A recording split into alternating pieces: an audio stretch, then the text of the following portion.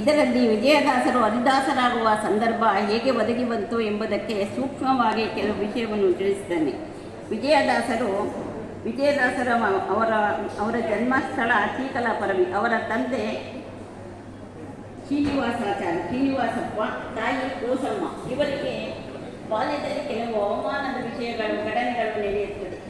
ಒಮ್ಮೆ ಇವರು ರಾಘವೇಂದ್ರ ಕುಲಕರ್ಣಿ ಎಂಬುವರ ಮನೆಯಲ್ಲಿ ಒಂದು ಮದುವೆಯ ಸಮಾರಂಭಕ್ಕೆ ಹೋಗಿರುತ್ತಾರೆ. ಅಲ್ಲಿ ಇವರಿಗೆ ಗಂಧವನ್ನು ತೆಗೆಯಲು ಕೊಟ್ಟು ಎಷ್ಟು ಜನರು ಊಟವಾದರೂ ಇವರಿಗೆ ಊಟಕ್ಕೆ ಬಾರಲು ಯಾರೂ ಹೇಳುವುದಿಲ್ಲ. ಕೊನೆಗೆ ಊಟವಿಲ್ಲದೆ ಮಲಗಲು ಸ್ಥಳಕ್ಕಾಗಿ ಪರಿತಪಿಸುತ್ತಿದ್ದಾಗ ಅವರಿಗೆ ಮಲಗಲು ಸ್ಥಳ ಸಿಗುವುದಿಲ್ಲ. ಇಂತಹ ಬಾಡುವುದಕ್ಕಿಂತ ಎಲ್ಲಾದರೂ ಹೋಗಿ ಜೀವ ಕಳೆದುಕೊಳ್ಳುವುದೇನೇನು ಎಂದು ಇವರು ಹೊರಡುತ್ತಾರೆ. ಆ ಸಮಯದಲ್ಲಿ ಇನ್ನೊಂದು ಊರಿನ ಕುಲಕರ್ಣಿಯವರು ಇವರನ್ನು ಕರೆದು ಊಟಕ್ಕೆ ಹಾಕಿ ದಕ್ಷಿಣೆ ಕೊಟ್ಟು ಕಳಿಸುತ್ತಾರೆ. ಇದರಿಂದ ಅವರು ಕಾಶಿಯ ಕಡೆ ಪ್ರಯಾಣ ಬೆಳೆಸುತ್ತಾರೆ. ಕಾಶಿಯ ಕಡೆ ಪ್ರಯಾಣ ಬೆಳೆಸಿದ ದಾಸಪ್ಪನಿಗೆ ಅಲ್ಲಿ ಕಾಶಿ ವಿಶ್ವನಾಥನ ದರ್ಶನ, ಸೇವೆ ಇವುಗಳಲ್ಲಿ ತಲ್ಲೀನರಾಗಿರುವಾಗ ಅವರು ಉಟ್ಟುಕೊಂಡ ಬಟ್ಟೆ ಎಲ್ಲವೂ ಕಳವಾಗುತ್ತದೆ. ಇದರಿಂದ ಮನನೊಂದ ದಾಸಪ್ಪ ಮತ್ತೆ ಶ್ರೀಕಲ್ಪರಿಗೆ ಹಿಂಜರಿಯುತ್ತಾರೆ. ಹಿಂತಿರುಗಿದ ದಾಸಪ್ಪನನ್ನು ಮತ್ತೆ ಇಲ್ಲಿ ದೇಶಾಂತರ ಹೋಗುವೆನೋ ಎಂದು ಅವರ ತಂದೆ ತಾಯಿಗಳು ಅರಳಮ್ಮ ಎಂಬ ಕನ್ಯೆಯರಿಗೆ ಮದುವೆ ಮಾಡಿಸುತ್ತಾರೆ. ಹೀಗೆ 2 ವರ್ಷ ಸಾಂಸಾರಿಕ ಜೀವನದಲ್ಲಿ ಕಳೆದ ದಾಸಪ್ಪನಿಗೆ ಇನ್ನು ಕಾಶಿಯ ಕಡೆಗೆ ಮನ ತಿರುಗುತ್ತದೆ. ಏಕೆಂದರೆ ಬಡತನದ ಬೇಗೆ ಅವರಿಗೆ ಸಾಂಸಾರಿಕ ಜೀವನದಲ್ಲಿ ಏನೋ ಬೇಡವೆನಿಸುತ್ತಿದೆ. ಮತ್ತೆ ಕಾಶಿಗೆ ಹೊರಟ ದಾಸಪ್ಪ ನಿಮಗೆ ವಿಶ್ವನಾಥನ ದರ್ಶನ ಧ್ಯಾನದಲ್ಲಿ ಮಗ್ನವಾಗಿರುವ ಶ್ರೀ ಪುರಂದರದಾಸರು ಸ್ವಪ್ನದಲ್ಲಿ ಕಾಣಿಸಿಕೊಂಡು ವೇದವ್ಯಾಸರ ದರ್ಶನವನ್ನು ಮಾಡಿಸಿ ವಿಜಯವಿಠಲ ಎಂಬ ಅಂಕಿತವನ್ನು ನೀಡುತ್ತಾರೆ. ಹೀಗೆ ಅಂಕಿತವನ್ನು ಪಡೆದು ವಿಜಯದಾಸರಾದ ದಾಸಪ್ಪ ಅನೇಕ ಕೃತಿಗಳನ್ನು, ದೇವರ ನಾಮಗಳನ್ನು ಅಲ್ಲಿಯೇ ಆಡಿ ಎಲ್ಲರೂ ಬೆರಗಾಗುವಂತೆ ಮಾಡುತ್ತಾರೆ. ಮತ್ತೆ ಶ್ರೀಕಲಪರವಿಗೆ ಬಂದು ಅಲ್ಲಿ ಜನರನ್ನು ಒಗ್ಗೂಡಿಸಿ ಹಿಂದೂ ಧರ್ಮ, ಸಂಸ್ಕೃತಿ ಇವುಗಳನ್ನು ಎತ್ತಿ ತೋರಿಸುತ್ತಾರೆ.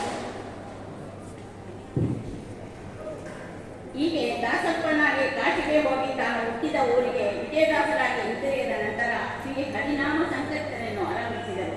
ಶಾರದಾ ಮಾತೆ ವಾಗ್ದೇವಿಯಾಗಿ ಅವರ ನಾಲಿಗೆಯಲ್ಲಿ ಪ್ರಣವದ ಬೀಜಾಕ್ಷರವನ್ನು ಬರೆದು ಅಳಿಸಿದಳೆಂಬಂತೆ ಕವಿತಾ ಶಕ್ತಿ, ಕವಿತೆಯ ಸೆಲೆ, ವಾಕ್ ಪ್ರೌಢಿಮೆ, ಮಧ್ವಶಾಸ್ತ್ರ ವಿಚಾರ, ಶ್ರೀ ರಾಮಾಯಣ, ಭಗವತಾದಿ ಗ್ರಂಥಸಾರ, ವೈಷ್ಣವ ಧರ್ಮಾನುಸಾರ ಇವೆಲ್ಲವೂ ಶ್ರೀಹರಿ ಗುರುಕೃಪೆಯಿಂದ ವಿಜಯವಿಠಲ ಅಂಕಿತದ ಮೂಲಕ ಕೀರ್ತನೆಗಳ ರೂಪದಲ್ಲಿ ಹೊರಹೊಮ್ಮಲಾಗುತ್ತಿತ್ತು.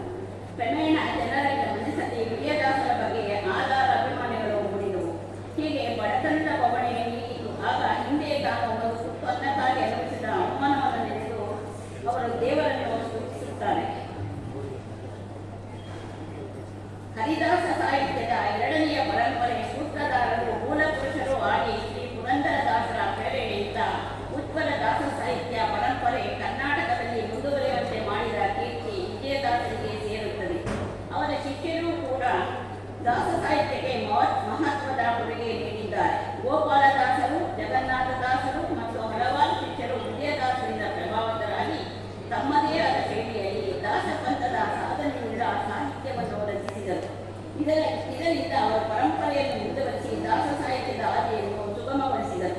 ಗೋಪಾಲದಾಸರಿಂದ ಆಯುರ್ದಾನ ಪಡೆದ ರಾಯಚೂರು ಜಿಲ್ಲೆ ಮಾನವೀಯ ಶ್ರೀ ಜಗನ್ನಾಥ ದಾಸರು ತಮ್ಮ 78ನೇ ವಯಸ್ಸಿನಲ್ಲಿ ಹರಿಕಥಾಮೃತ ಸಾರ ಎನ್ನುವ ಮೇರುಕೃತಿಯನ್ನು ರಚಿಸಿ ದಾಸ ಸಾಹಿತ್ಯದ ಮೆರುಗನ್ನು ಹೆಚ್ಚಿಸಿದ್ದಾರೆ. ಇದು 32 ಸಂಧಿಗಳಿಂದ ಕೂಡಿದೆ. ಭಾಮಿನಿ ಷಟ್ಪದಿ ರೂಪದಲ್ಲಿ ಛಂದೋಬದ್ಧವಾಗಿ ರಚಿತವಾಗಿದೆ. ಮಂಗಳಾಚರಣ ಸಂಧಿಯಿಂದ ಪ್ರಾರಂಭವಾಗಿ ಅಕ್ಷತಾರತಮ್ಯ ಸಂಧಿಗೆ ಮುಕ್ತಾಯವಾಗುತ್ತದೆ.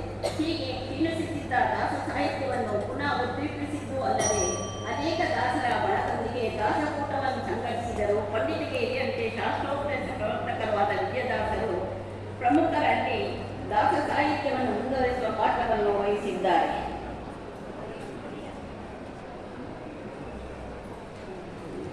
ವಿಜಯದಾಸರು ತಮ್ಮ ಬದುಕಿನ ಕೊನೆಯ ದಿನಗಳನ್ನು ತಿಪ್ಪಗಿರಿಯಲ್ಲಿ ಕಳೆದು ಕ್ರಿಸ್ತಶಕ 1755ನೆಯ ಕಾರ್ತೀಕ ಶುದ್ಧ ದಶಮಿ ಗುರುವಾರ ಶಾಂತಚಿತ್ತತೆಯಿಂದ ವಿಜಯವಿಠಲನ ದಿವ್ಯ ಸಾನ್ನಿಧ್ಯ ಸೇರಿದರೆಂಬ ಸಂಗತಿ ಜಗನ್ನಾಥದಾಸರು ಹಾಗೂ ಆನಂದದಾಸರ ಪದಗಳಿಂದ ತಿಳಿದು ಬರುತ್ತದೆ. 73 ವರ್ಷಗಳ ಕಾಲ ಜೀವಿಸಿದ್ದ ವಿಜಯದಾಸರ ಬದುಕು ಭಕ್ತಿ ಜ್ಞಾನದ ಸಾಧಕನ ಬದುಕು. ಸಂಸಾರದಲ್ಲಿದ್ದು ಒಂಟದಂತೆ ಇದ್ದದ್ದ ಆಲಿಪ್ತತನ ಬದುಕು. ತಮ್ಮ ಸರ್ವೋಪಚಾರಕ ಗುರುವರೆನಿಸಿದ ಪುರಂದರದಾಸರ ಜೀವನ ಚರಿತ್ರೆಯನ್ನು ಮೊದಲಿಗೆ ನೀಡಿದವರು ವಿಜಯದಾಸರೇ. 106 ವರ್ಷದ ನಂತರ ಕೇವಲ ಕಾಲಮಾನದ ದೃಷ್ಟಿಯಿಂದ ಗುರು ಶಿಷ್ಯರ ನಂಟಿನಿಂದಲ್ಲ, ಸಾಂಪ್ರದಾಯಿಕ ಅಥವಾ ಶಿಷ್ಯವರ್ಗದ ಶಿಕ್ಷಣ ವಿಜಯದಾಸರಿಗೆ ದೊರಕದಿದ್ದರೂ ದಾಸರು ವೇದಾಂತ ತತ್ವದ ಪ್ರಮೇಯಗಳನ್ನು ತಮ್ಮ ಕೀರ್ತನೆಗಳಲ್ಲಿ ಬಳಸಿರುವ ಪರಿ ಗಹನ, ಅದರ ತತ್ವವಿಚಾರವನ್ನು ತಿಳಿಯಾಗಿ ಹೇಳಿರುವ ಕುಶಾಲತೆ ಸಾರಸ್ಯವೆನಿಸುತ್ತದೆ. ಇಷ್ಟಲ್ಲೇ ನನ್ನ ಸಂಕ್ಷಿಪ್ತ ಪ್ರಬಂಧವನ್ನು ಮುಗಿಸುತ್ತೇನೆ. ಹರೇ ಶ್ರೀನಿವಾಸ. ಎಲ್ಲರಿಗೂ ನಮಸ್ಕಾರಗಳು.